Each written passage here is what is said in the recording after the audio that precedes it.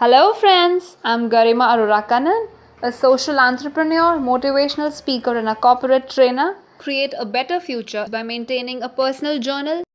How does writing in journal help? See, when you write, it gives you clarity of your thoughts and expressions. And clarity leads to power, my dear friends. Clarity leads to power.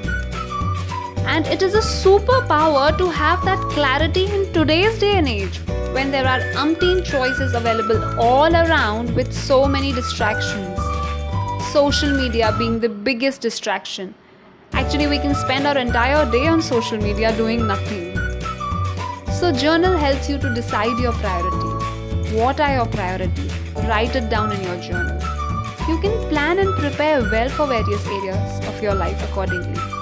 Write your achievements, experiences, learnings in all the areas. Note down all the details that you want. It will guide you in tracking and measuring your progress on a regular basis.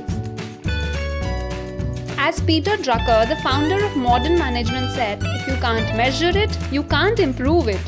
This is a very important quote in business management, and it is equally applicable to all the aspects of your life, whether it's health, whether it's finance, work or anything else. So writing down things in your journal helps you to measure it step by step.